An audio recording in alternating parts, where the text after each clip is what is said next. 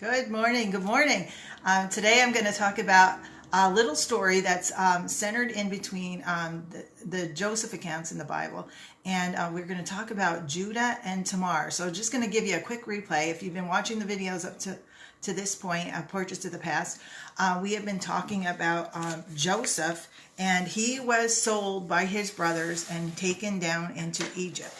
So if you recall, Judah was the one who said, let us sell him to these Midianites that are coming along, and then we won't kill him and have blood on our hands. So in the meantime, Reuben comes back and tries to rescue him from the pit, but Joseph is gone, sold down to Egypt.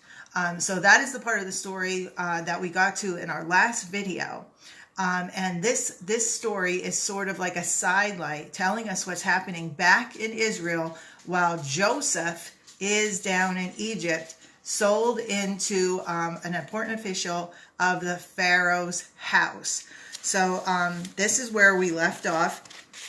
And this account is in Genesis 38, and it's about Judah and his daughter-in-law. And it gives us a little glimpse into the life of marriage in that time, in Bible times. So Judah goes back and meets with his family, but he decides he's going to move away from his family and he's going to live with a friend. So he's staying with his friend and he marries a Canaanite woman.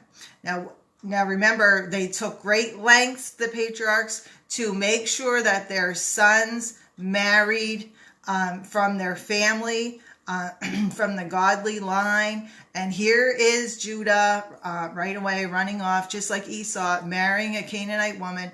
And he has 3 sons with her. He has 3 sons, and their names are Onan, and Shelah. All right, so these sons are really important.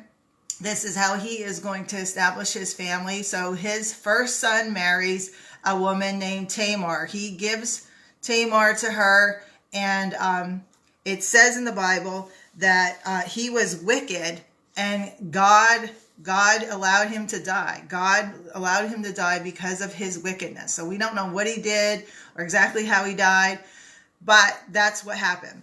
Okay, so at this point, we must introduce the ancient law of Levirate marriage. So this is in Deuteronomy 25. What happens with the Levirate marriage is this. Now, it's going to sound really weird, and we don't do this today, and this was for the custom of the time. It was the law of the time, and this was acceptable. The women knew that this was what would happen if they became a widow. So what happens is this. The woman marries a brother, okay, a man, and if he dies and she doesn't have any children by that man, his brother has to be with her so that she can conceive a child as an heir to her dead husband, so that he will inherit the land and continue the family line. So that's basically what it is. So, men could die, any kind of illness, any kind of battle, whatever. So this was how a widow would have her children and continue the family line of her husband. So the problem is here that Judah is hesitant to give over his sons. So what happens with the second son? The second son decides, yes, he will go and be with her, but he decides not to get her pregnant. So it says, Judah said to Onan, be with your brother's wife, fulfill your duty to her as a brother-in-law, and raise up offspring for your brother. But Onan didn't want to do it. So he went to be with her, but he made sure that he didn't get her pregnant. So because of this, Onan died also. Now, at this point, Judah believes that the problem is with Tamar, because 2 of his sons are now dead. So he can't see that there's something wrong with his sons, that his own family. He thinks the problem was with Tamar. So he's very hesitant to give Tamar the 3rd son, Shelah. So what he does to Tamar is he says to Tamar, I am going to send you back to your father's house until Shelah grows up and can be with you. So this is a horrible, horrible thing that he has done to Tamar. First of all, this shames her. She is being rejected by her husband's family and is being sent back to her father's household. Now she knows that she's never going to get a chance to be with Shelah, because Shelah does grow up, and Judah will not send Shelah to do his brotherly duty by Tamar so that she can have a child.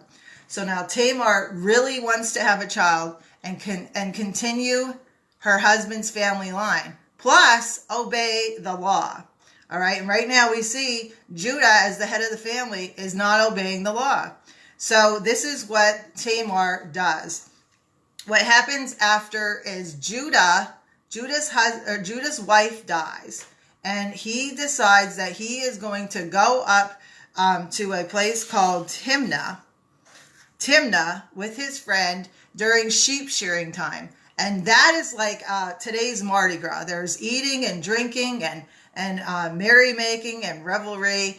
And when he goes up to Timnah, he sees a woman on the side of the road, veiled like a prostitute. Now, what happens is that woman is actually Tamar, because Tamar finds out that Judah is going up to Timnah, and she secretly takes off her mourning clothes, her grieving clothes, and she puts on a veil, and she goes to this town on the way to Timnah and sits there at the gate. And when Judah comes there, Judah thinks she's a prostitute. So he propositions her and says, "Will you be with me?"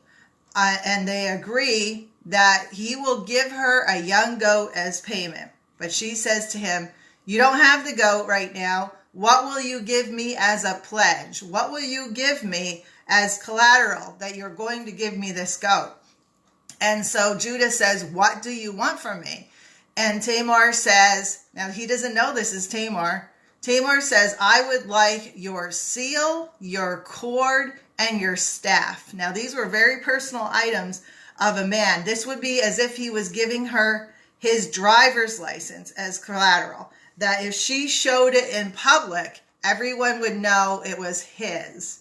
Okay, so he goes ahead and he gives her these items, and they are together, and Tamar does get pregnant.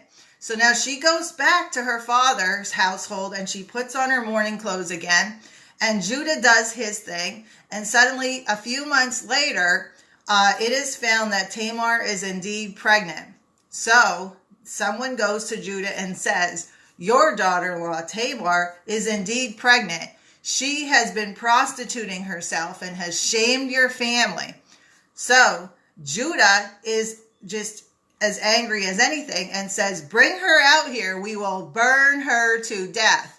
So you see, it's okay for Judah to go to a prostitute, but it's not okay for Tamar to be the prostitute, right? So, and of course, this is a death sentence for her.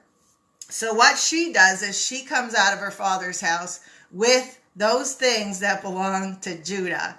She comes out with his staff and his seal and his cord and says, "The father of this child is the one who owns these items. Do you recognize these items?"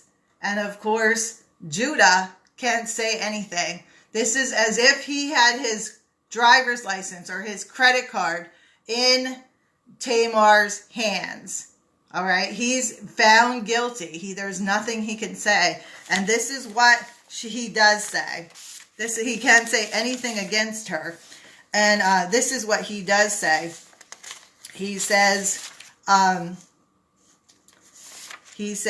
"She is more righteous than I, since I wouldn't give her my son Shelah."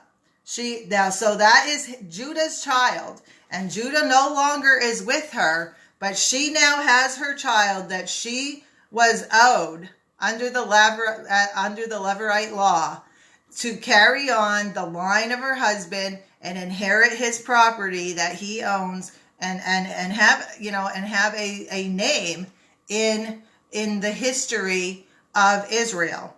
And so Tamar does have two twin boys, and she names them Perez and Zerah.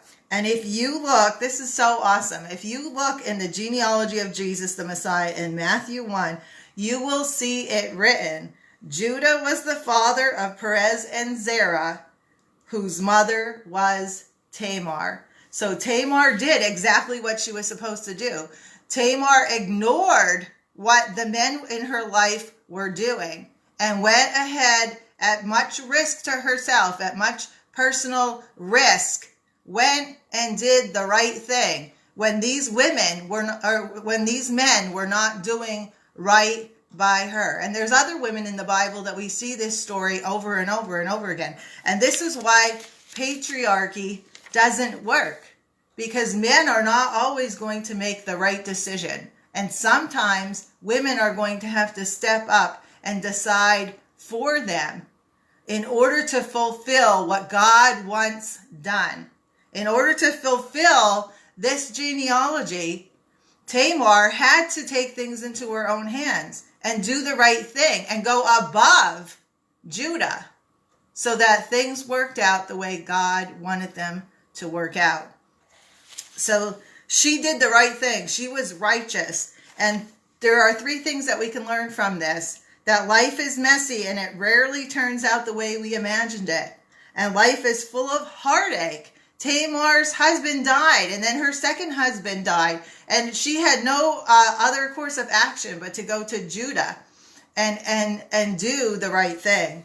And then number 3, God is sovereign. He will always cause things to work together for good. Tamar got her children, and she ended up in the genealogy of Jesus Christ, the Messiah. And you can find that in Matthew and Luke in the New Testament. So we see patriarchy doesn't work for families, not in the Bible times and not today. And we see just like the sacrificial system did not work in Bible times, and God showed them, look, you will have to continually offer sacrifice. He showed them by sending Jesus the Messiah to be the one sacrifice for all, so that we all can be saved and go to heaven to be with him when we die.